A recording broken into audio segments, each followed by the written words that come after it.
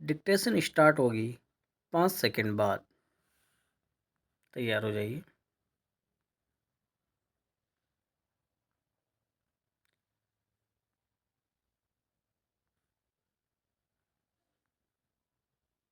Start. बात थोड़ी समझ में कम आने वाली है, पर इसे सिरे से खारिज भी नहीं किया जा सकता कि देश की राजधानी दिल्ली में निवास करने वाले 90% लोगों को सड़क सुरक्षा मानकों की पूरी तरह से जानकारी नहीं है। साल दर साल सड़क हादसों और सड़क हादसों के कारण हताहत व मौत के मुंह में सामने वाले के आंकड़े कम होने का नाम ही नहीं ले रहे हैं।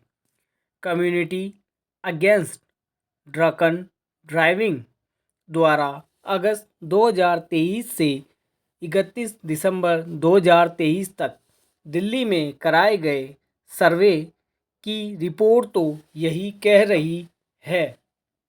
थोड़ी देर के लिए सर्वे रिपोर्ट को भी अत्यधिक बढ़ा चढ़ाकर बताई हुई मान ले, तब भी सड़क दुर्घटना के आंकड़ों से तो मुंह नहीं मोड़ा जा सकता। एक बात और साफ हो जाती है कि जब देश की राजधानी के यह हाल है तो फिर गांव कस्बा वासियों में सड़क सुरक्षा मानकों को पूरा ज्ञान होने की अपेक्षा करना पूरी तरह से बेमानी होगी। केड के संस्थापक प्रिंस सिंगल की माने तो सड़क हादसों का सबसे बड़ा कारण लोगों को सड़क सुरक्षा मानकों की जानकारी नहीं होना है। पैरा सरकार द्वारा भले ही लाख दावे किए जाते हों कि वाहनों के चलने के लिए जारी होने वाले ड्राइविंग लाइसेंस जारी करने से पहले परीक्षा ली जाती है, जांच परख कर ही लाइसेंस जारी होते हैं, पर हकीकत कुछ और ही सामने आती है। केड के दिल्ली के सर्वे में ही यह सामने आया है कि सही मायने में लोगों को अधिकांश जानकारी एक दूसरे को देखकर ही मिलती है। यही कारण है कि नियमों की पालना के प्रति जो गंभीरता होनी चाहिए वह दिखाई ही नहीं देती। दिल्ली में ही 93% लोगों को पता नहीं है ब्लैक स्पॉट कहाँ कहाँ है। सड़क पर चलने वाले 67% लोगों अपने आप को असुरक्षित महसूस करते हैं। कहा तो यहाँ तक जाता है कि अधिकांश लोगों द्वारा लाइसेंस लेने के लिए टेस्ट ही नहीं दिया जाता। दलालों के माध्यम से घर बैठे लाइसेंस मिल जाते हैं। ऐसे में सड़क हादसों में कमी की आशा करना दिवा स्वप्न देखने की तरह ही है। आज जो हालत सामने है उसमें घर से निकलने के बाद सकुशल वापस पहुंचना किसी उपलब्धि से कम नहीं माना जाता। एक और सड़कों की हालत, दूसरी ओर यातायात का बढ़ता दबाव, तीसरा युवाओं में अत्यधिक आक्रामकता के चलते रोड रेंज की घटनाएं और रही सही कसर यातायात नियमों की पूरी जानकारी नहीं होने से सड़क हादसों में कमी होने का नाम ही नहीं लिया जा रहा है। मज़े की बात तो यह तक है कि रेड लाइट पर वाहन जेब्रा क्रॉस पर ही खड़े मिलेंगे, तो दूसरी ओर अधिकांश आम नागरिक भी सड़क पार करते समय ना तो जेब्रा क्रॉस या फुट ओवर ब्रिज का उपयोग ही नहीं करते। यह अपने आप में बड़ी लापरवाही होने के साथ ही हादसों को न्योता देने वाली स्थिति है।